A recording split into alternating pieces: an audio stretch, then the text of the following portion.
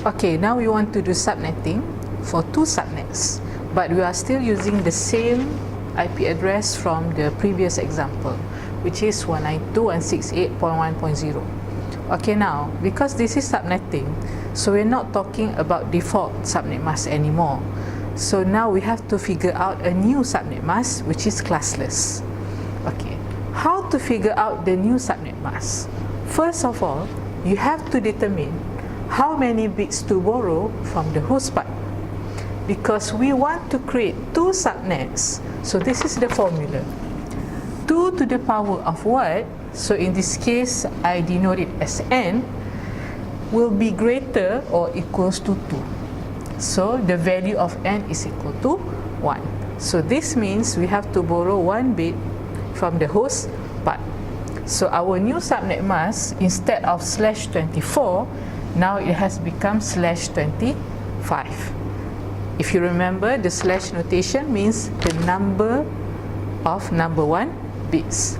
So our new subnet mask now is 255.255.255.128 in decimal format. Okay, let's start with the first subnet. So let's figure out the first network address of the first subnet. So we do it the same thing, the same way as we have done it before. So the host part must be 0. But remember, now our subnet mask is /25, so you have to start filtering from this part. Okay, so our new network address for the first subnet is 192.168.1.0. Okay, to get the broadcast address for the first subnet, all the host part must be 1, like in this case. So the last octet is 0, 1, 1, 1, 1, 1, 1. There are 7 bits number 1. So you convert it to decimal. So the broadcast address is 192.168.1.127. So the addresses that can be used for the first subnet is 192.168.1.1 until 192.168.1.126. Okay, so let's move on to the second subnet.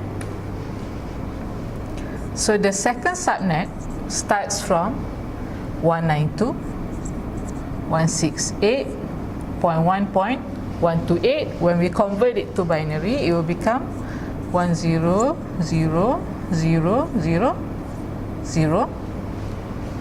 So do it the same way. The host part must be 0. So you get 192.168.1.128. For the broadcast address of subnet 2, so you convert it into 1 bit, which is 1111111. So this equals to 192.168.1.255.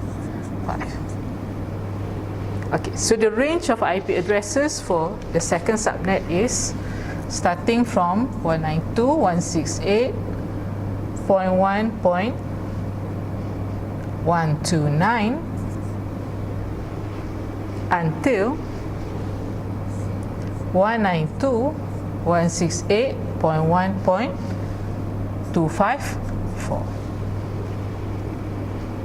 Okay, so how can we verify? There is a way actually. Okay, if you see here, from the new subnet mask, you know how many bits for host. So there are 7 bits for host.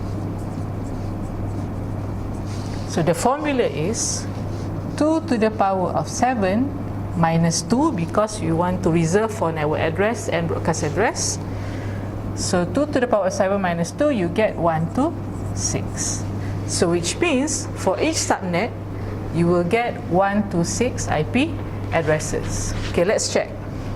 So for the first subnet, the range is from 192.168.1.1 until 192.168.1.126. Yes, there are 126 addresses. The same thing here, 192.168.1.129 until 192.168.1.254. So you should also get around 126 hosts. You can verify this using calculator. So next we were going to try to do subnetting for 4 subnets.